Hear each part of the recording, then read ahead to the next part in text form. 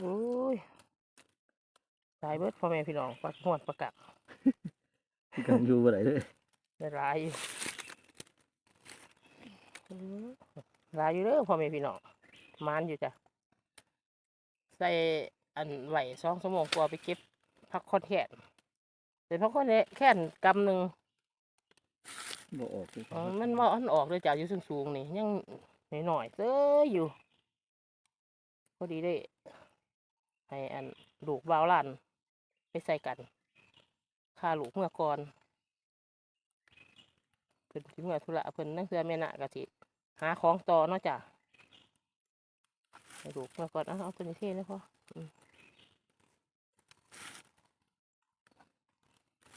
ม่อนปลาโตปลาดุกปลากักตายเบิดพ่อแม่พี่น้อง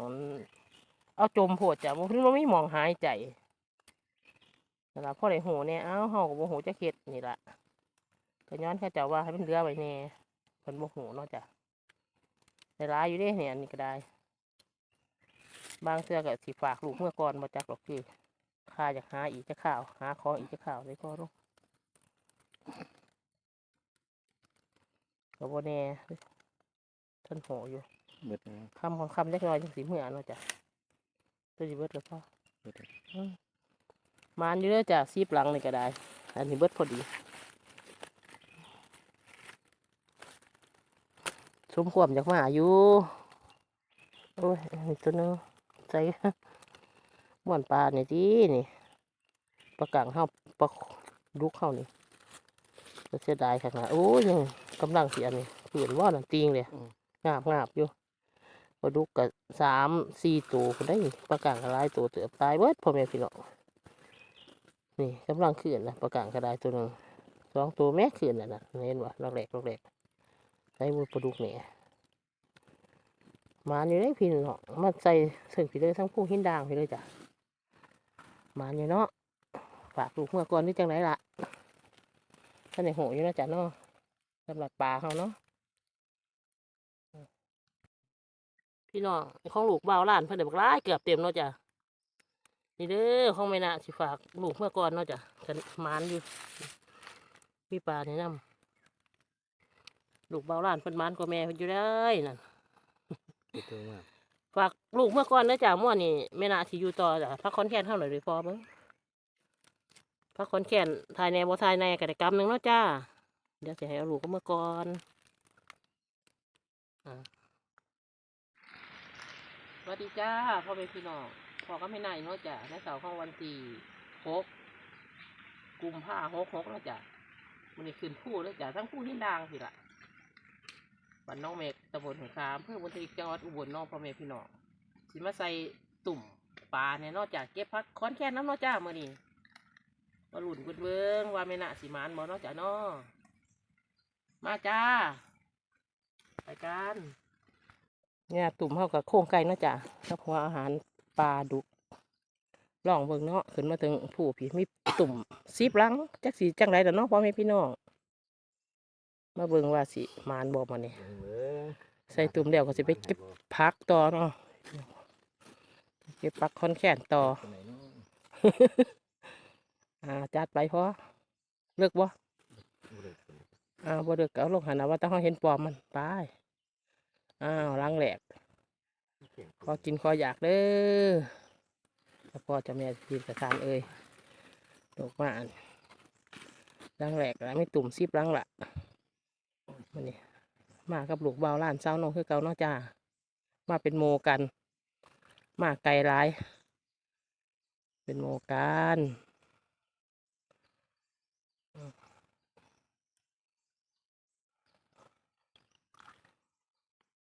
ถือไปทั้งสองแล้วพอไปใส่หันก็ใส่แจนั่นให้ลูกใส่ลงไปฝุ่นเท่าก็ใส่กลับขึ้นไปถึงอีกวันอ้าวใส่อีกแล้วเนาะหลังที่2แล้วจ้ะถ่ายให้เห็นเป็นบางหลังเลยจ้ะเด้อ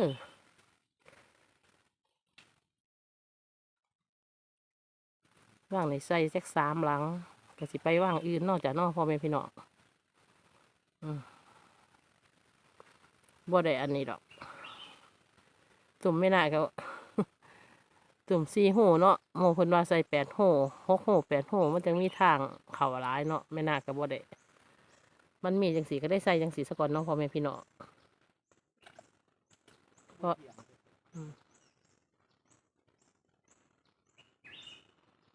ใส่ใส่อันถ้าเห็นเป็นบางอันเลยจ้ะเด้อหันสิเบิดทั้ง10 อันพุ่นน่ะเนาะพ่อแม่พี่น้องเนาะไปจ้า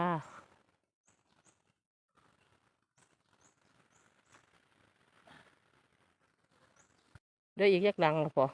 4 หลังเหลือ3 หลังย่างไปถึงคานมีอันนี้เนาะคานมีว่าง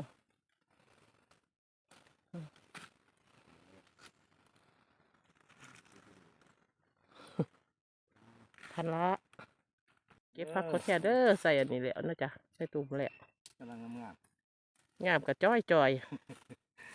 ห้างขนาดเลยจะกินยังอยู่หันโป่งอยู่เนาะป่านนี้หันโป่งอยู่ห้างขนาดพ่อแม่พี่น้องหันยาวละล่ะหันห้างหันจ้อยซะล่ะได้ละนะโอ้ยจอยจองมากๆนี่ดอกนึงนะจ๊ะตัวจองตัวบ่จองเลยจ้าตัวถ่ายน้ำเนียบ่ถ่ายน้ำเนียเนาะเพราะว่ายุคมันห่างหลายก็ได้เก็บไปอันนี้เนาะเก็บไปท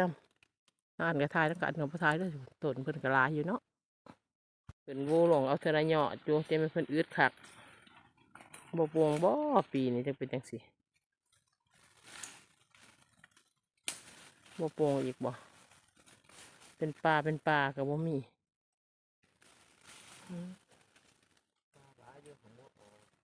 อีหยังออกเทระดอก2 ดอกจนเป็น50 ต้น50 ต้น60 ต้นเพิ่นว่าจักดอกนึงคืองั้นคือเป็นยังสูงแถวรับเดียวโอ้ยยอดหนึ่งอีกงามอุ้ยงามแฮะ พุ่นดีพ่อตัวนั้นแห้งใหญ่แห้งนั่นยอดน่ะพูดข้างหลังเห็นบ่พูดนั่นละพี่ย่างขึ้นไปซื้อเลยนั่นละยอดใหญ่อยู่เลยตัวนั้นโอ้โมมียังว่าไปเอายอดนั่นเลยนั่นละเลาะพักลุ่มนี่ละต้นห้างก็สร้างมันขั้นมันเกิดบ่จอยบันไดอ้วงอยู่เพิ่นห่มบ่จักแล้วล่ะนั่นละยอดอ้วนยอดงามอยู่เอาเลย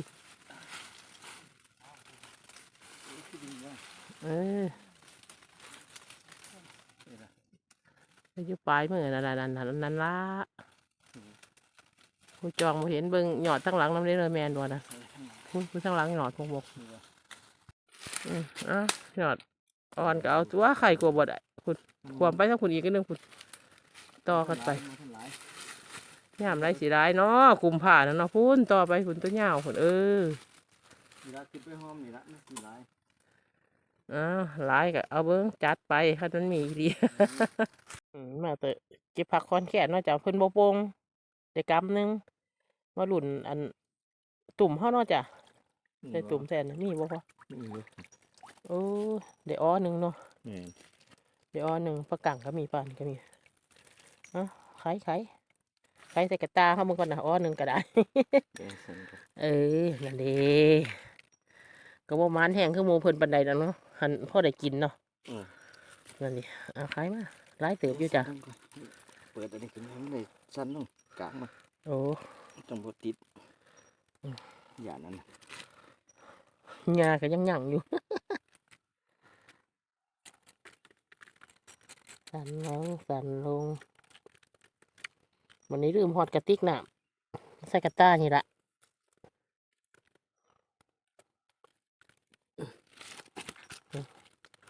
กระกัง2 ตัว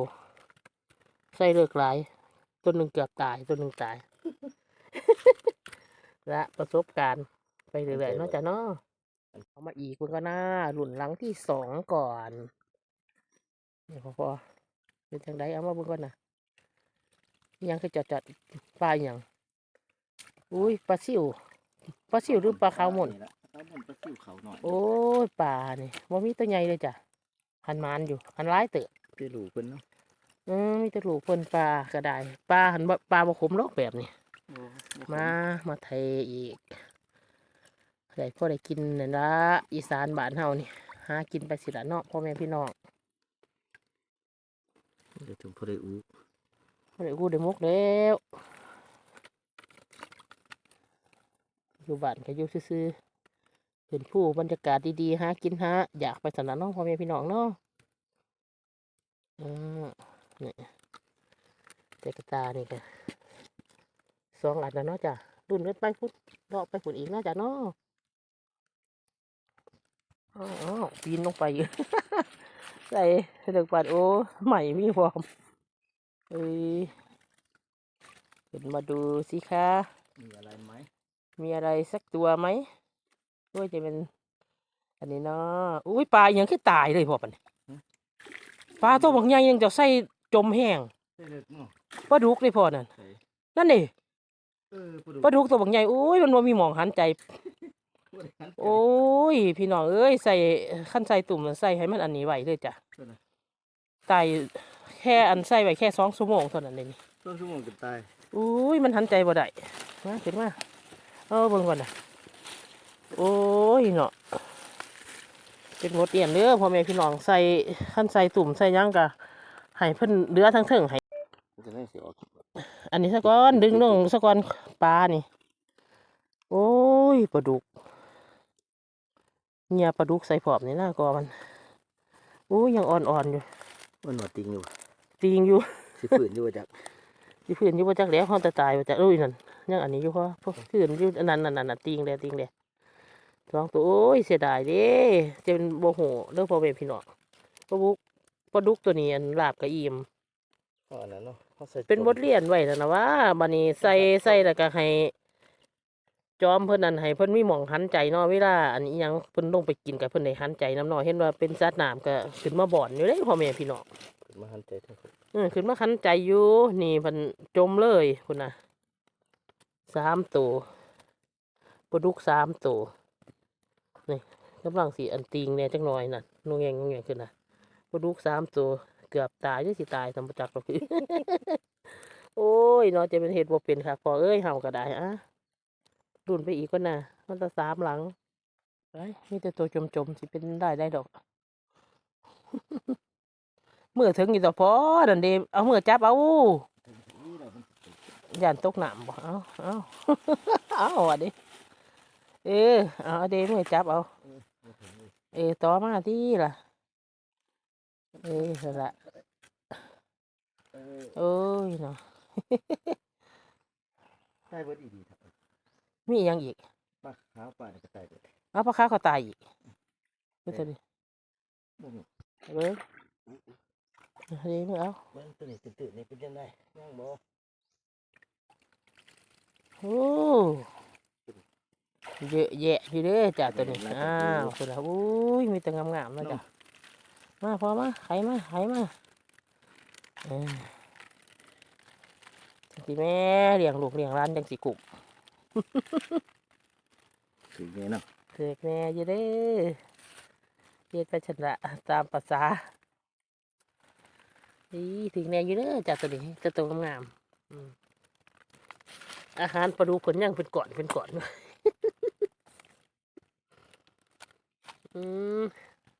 ปรุ่นเลือดอีก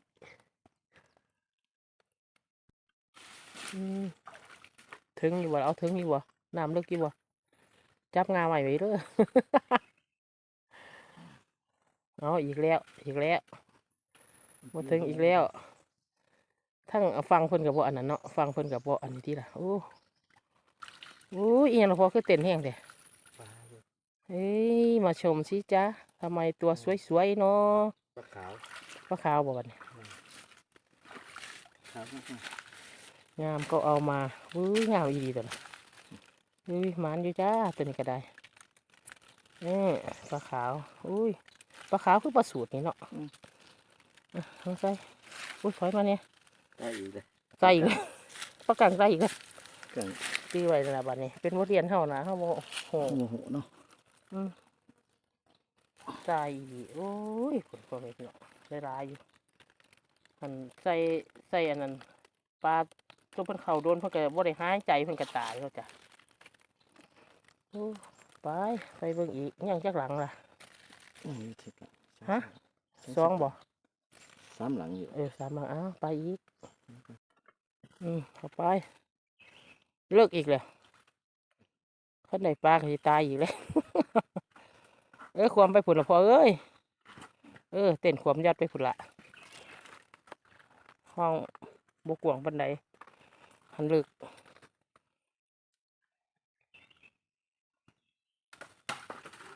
นี่อยู่บ่นี่คือดีดองอยู่ประกังอีกแล้วตายอีกแล้วบ่น่าตายอีกแล้วงับเอาขึ้นมาเอาพอเดี๋ยวเสียนี่เอาจะไปเอาหัวงับมาเรื่อยๆจังมาเสียเอาเดี๋ยว2 หลังอันกูเอาขึ้นมาเลยเด้อสิถ่ายอยู่พี่เอามาถึง2 หลังเลยเดี๋ยว2แม่นบ่เดี๋ยวกูโอ้ยกูเขามาได้แน่อยู่ตัวละนะโอ้ยตายเบิดพ่อแม่พี่น้องปักหวดประกัก กันอยู่บ่ได้เลย ได้หลายอยู่หลายอยู่เด้อพ่อแม่พี่น้องมานอยู่จ้ะใส่อันไหว2 ชั่วโมงกว่าไปเก็บพักคอนแคนเป็นพักคอนแคนกำหนึ่ง บ่ออกเลย มันบ่อันออกเลยจ้ะอยู่สูงๆนี่ยังหน่อยๆเซ้ยอยู่พอดีได้ให้อันลูกบ่าวหลานไปใส่กันค่าลูกเมื่อก่อนเพิ่นสิเมื่อธุระเพิ่นนั่งเสือแม่น่ะกะสิหาของต่อเนาะจ้ะให้ลูกเมื่อก่อนเอาตัวนี้เท่เลยพ่อ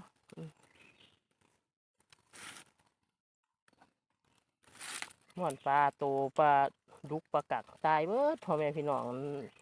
เอาจมโพดจ้ะมันไม่มองหายใจสำหรับพ่อได้หูเนี่ยเฮาก็บ่หูจะเข็ดนี่ล่ะก็ย้อนเขาเจ้าว่าให้มันเหลือไว้แน่เพิ่นบ่หูเนาะจ้ะได้หลายอยู่เด้เนี่ยอันนี้ก็ได้บางเทื่อก็สิฝากลูกเมื่อก่อนมาจักหรอกคือข้าอยากหาอีกจะข่าวหาของอีกจะข่าวเลยพ่อลูกก็บ่แน่ท่านโหอยู่ เบิดแล้ว คำของคำเล็กน้อยจังสีเมื่อเนาะจ้ะตัวสิเบิดแล้วพ่อ เบิดแล้ว มานอยู่เด้อจ้ะ10 หลังนี่ก็ได้อันนี้เบิดพอดีสมควรจากมาอยู่โอ้ยนี่ตัวนึงใส่ม่วนปลาเนี่ยดีนี่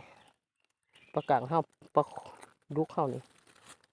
ก็เสียดายขนาดโอ้ยยังกำลังเสียนี่เปลี่ยนว่านั่นติงเลยงาบอยู่ปลาดุกกับ3-4 ตัวคนได้ปลากังก็หลายตัวเติบตายเบิดพ่อแม่พี่น้องนี่กำลังขึ้นนะปลากังก็ได้ตัวนึง2 ตัวแม่ขึ้นน่ะนะเห็นว่าลอกแหลกใส่มือปลาดุกเนี่ยมาอยู่ได้พี่เนาะมาใส่เสิ่งพี่เลยทั้งผู้หินด่างพี่เลยจ้ะมาอยู่เนาะฝากลูกเมื่อก่อนนี่จังไรล่ะท่านในหูอยู่นะจ๊ะเนาะสำหรับปลาเขาเนาะพี่น้องของลูกบ่าวล้านเพิ่นได้บักหลายเกือบเต็มเนาะจ้ะนี่เด้อของแม่น่ะสิฝากลูกเมื่อก่อนเนาะจ้ะกันมานอยู่พี่ปลาแนะนำลูกบ่าวล้านเพิ่นมานกว่าแม่เพิ่นอยู่ได้นั่น เบิดแล้วมาก ฝากลูกเมื่อก่อนนะจ๊ะม่วนนี่แม่นาที่อยู่ต่อจ้ะพักคอนแคนเท่าไหร่เลยพอเบิ้งพักคอนแคนทายในบ่ทายในกิจกรรมหนึ่งเนาะจ้าเดี๋ยวจะให้เอาลูกก็เมื่อก่อนเท่ใส่อันนี้ลูกพอ เสร็จกัน ให้ลูกเอาเมื่อก่อนแม่นเอาอยู่ต่อเต็มบ่อุ้ยคือสีเหลืองเนาะโอ้มันสีหล่นเอาปลาดุกออกพ่อเอาปลาดุกออกมันสีอัดบ่ได้ได้นี่เอาปลาดุกออกพ่อใส่แค่2 ชั่วโมงเลยจ้ะนี่ขั้นใส่โดนสิได้หลายอยู่ลูกเพิ่นมีธุระเนาะจ้ะเพิ่นสิพาเมื่อแม่บ่ยอมสู่ต่ออีกบัด ให้ลูกเอามาก่อนตัวลูกสิเมื่อเนาะไปธุระเอาตัวนี้เฮาจังใส่ถุงเอาม่วน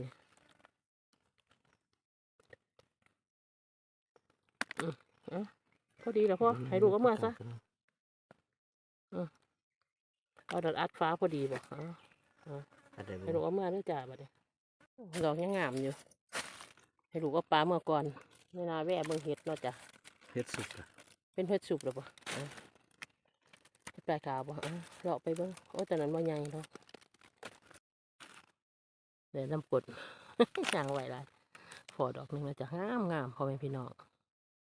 เก็บก่อนจำไปทันเพิ่นเฮ็ดอ่อนบ่พอ อ่อนอยู่มันหังแดดแห้งมันก็เลย มันแดดบ่ แดด ปลายขาวบ่กำลังเขียวเนาะ มาเขียวนะ กำฟืด มันปืนกับมันกับปืน แดดแห้งแดดแห้งแดดใหม่ไรเย็บไปน่ะได้มา เปิ นะ ดสุก ได้มานะ สวยงามขนาด ไม่ออกใหญ่แท้บางหันเขาบอกมีคนมาเอาฟ้าถิ่มมือเดียวมาแห้งแท้เนาะฟ้าคนไปเฮ็ดบุญเนาะพอเป็นพี่น้องกลับมาขึ้นหอดให้ลูกเอาของนี้นำเพชรที่เก่าน้ำเพชรกับมาแห้งเบิดโอ้ยเสียดายเดิคุณนะร้ายขนาดเลยนี่แต่ดอกใหญ่ๆงามๆเก็บเอาพอเอ้ยเสียดายมันเก็บออกจากก้อนผอมเมื่อรุ่นน่ะอันหัวรุ่นคานออกใหม่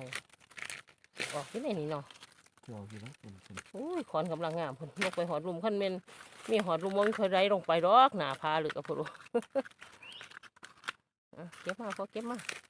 เฮ็ดแห่งอึดแห่งอันนี้เก็บเลยนะอันนี้พอคนแก่นนั่นดอกคือดอกเหงา เก็บไปเรื่อยพ่อนี่ก็ให้ลูกละ